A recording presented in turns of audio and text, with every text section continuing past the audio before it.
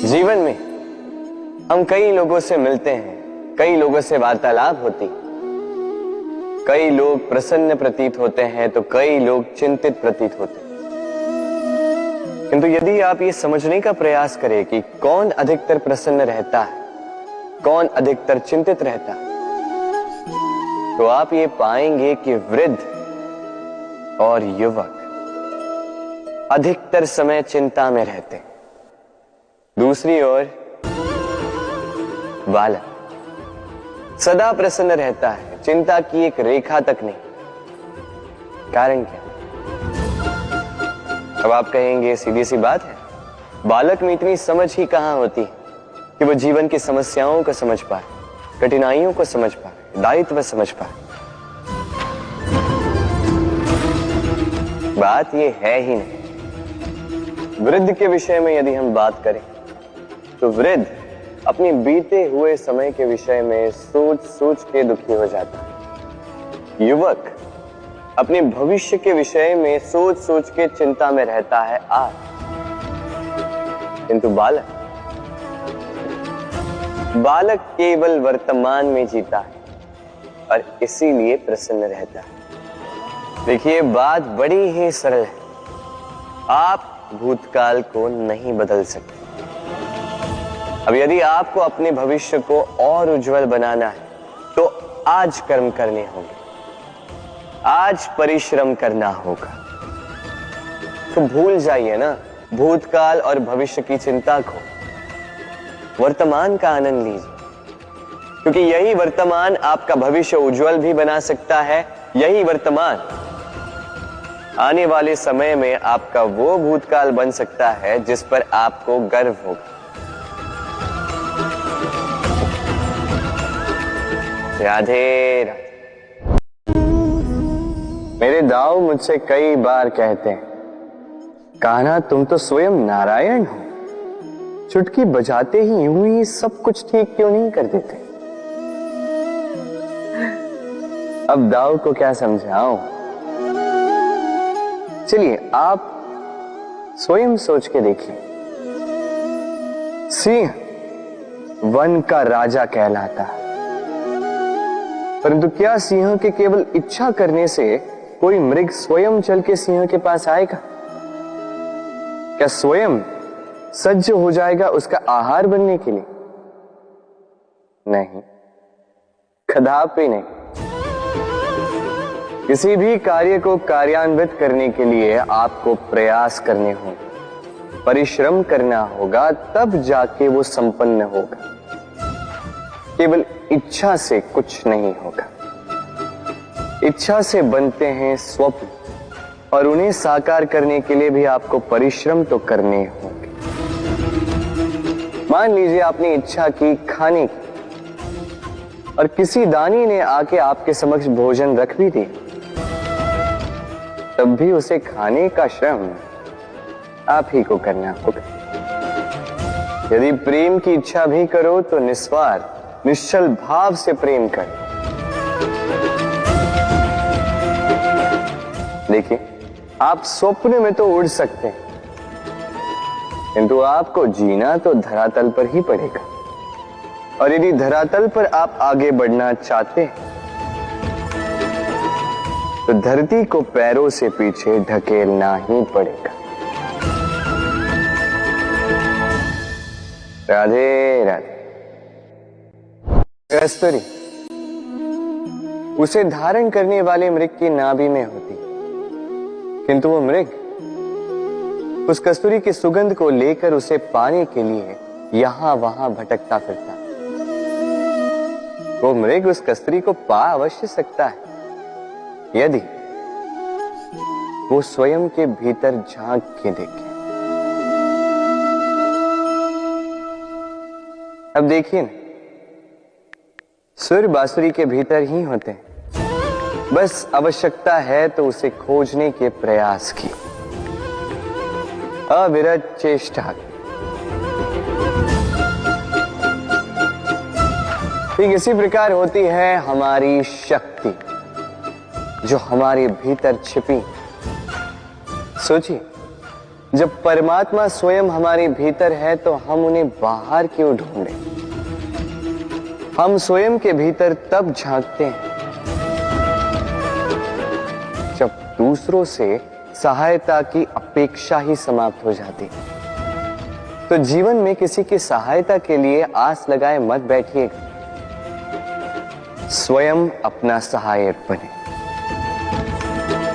रणभूमि में आपको अच्छा सारथी मिल सकता है, किंतु जीवन की इस यात्रा में आप ही को आपका सारथी बनना होगा। राधे राधे। राधा के साथ जब मैंने पुष्पों की होली खेली थी तो आनंद कुछ और ही था। पुष्प यानी फूल उन पर बरसाए जाते हैं जो विजयी होकर लौटते हैं, जिनके कदम शुभ होते हैं, जो पावन होते हैं। अब जो प्रेमी अपनी प्रेमी का हृदय जीत ले, उससे बड़ा बलि को जो अपने आगमन से हमारे जीवन की धारा बदल डाले, उससे अधिक शुभ को अब जो आकर हमारी मन की पीड़ाओं को निकालकर उसमें प्रेम के रंग भर दे, तो उससे अधिक पावन को तो हर वो व्यक्ति जो आपके लिए प्रिय है, जिनसे आप प्रेम करते हैं, फिर चाहे वो आपकी माँ, बाबा, मित्र, भाई बहन, गुरु, उन पर पुष्प वर्षा ना केवल आपको हर्षाए बल्कि उनके मन को भी उल्लासित कर दे, क्योंकि रंग के साथ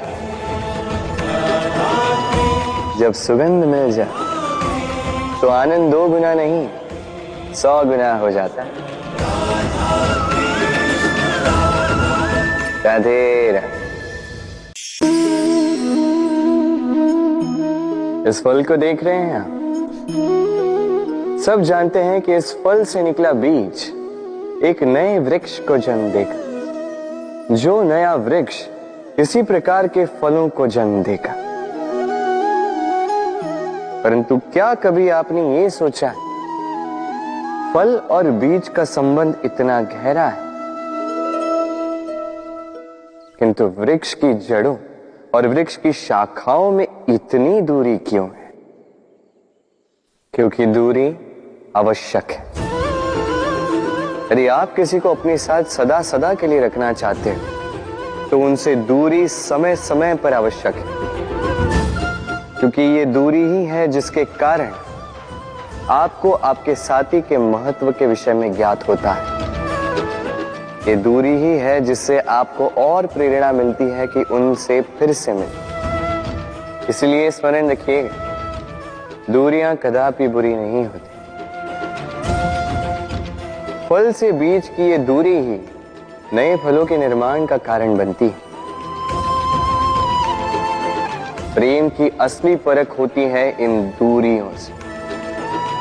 तो दूरियों से भी प्रेम करें और प्रेम से कहें राधे।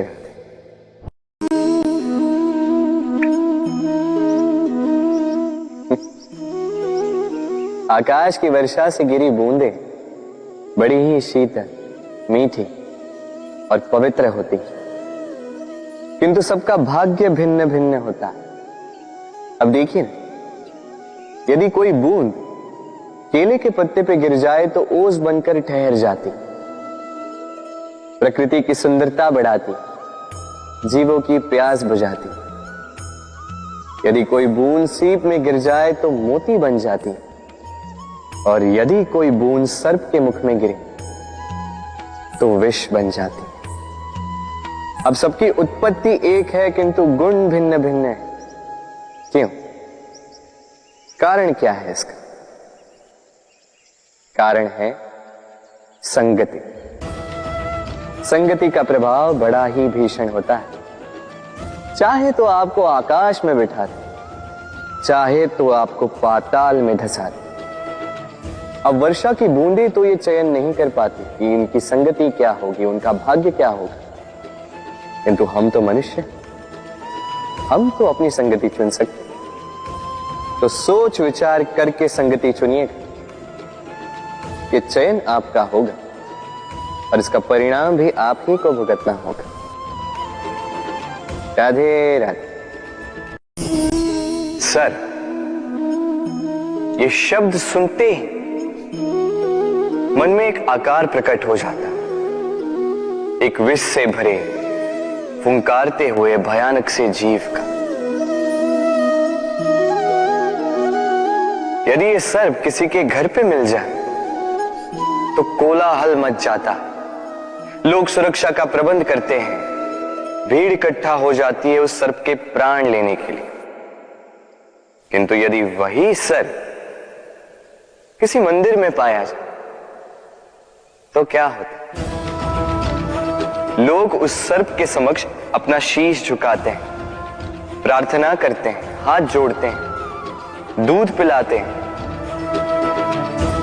स्वयं शिव जी का आशीर्वाद मानते हैं। अब इस विषय में आपके क्या विचार हैं? सोचिए, मनुष्य भी वही था, सर्प भी वही था, फिर परिस्थितियों में इतना अंतर क्यों? कहीं कोई सर्प के प्राण ले रहा है तो कहीं उसी सर्प की पूजा कर रहा है। अंतर का कारण है संगति और स्थान।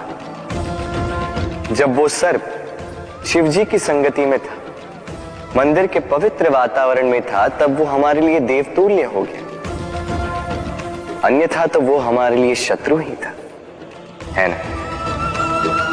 तो अपने जीवन में संगति और स्थान का चयन सोच समझ कर कीजिएगा, क्योंकि ये संसार आपके व्यक्तित्व का ज्ञान आपके संगति से ही करता है।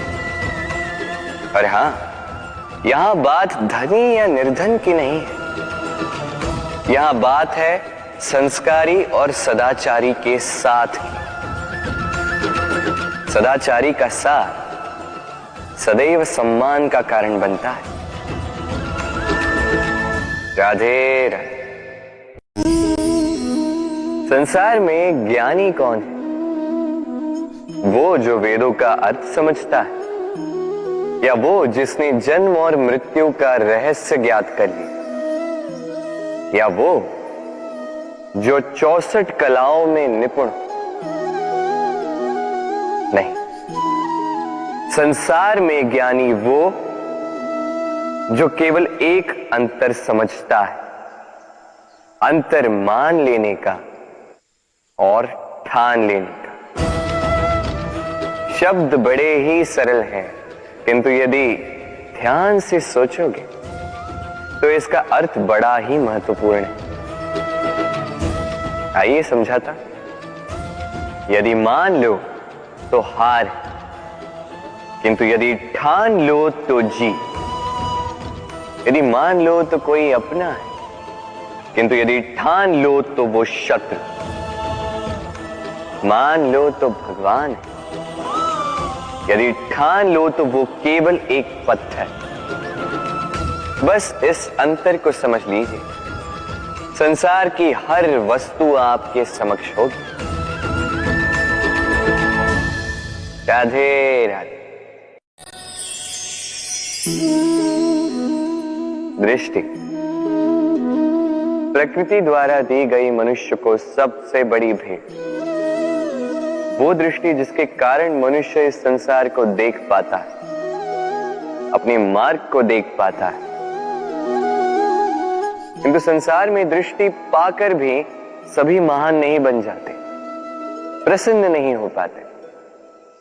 प्रसन्न केवल वो होते हैं जिनका दृष्टिकोण शुभ होता है। अब जो गुलाब में कांटे ढूंढते हैं, वो अवश्य ही अपने हाथों को उन कांटों से घायल कर जाते हैं, क्योंकि उनकी दृष्टि केवल कांटों तक ही सीमित रहती है। किंतु सुगंधी बनाने वाले पंखुड़ियों को तो ढूंढ ही लेते हैं। क्यों?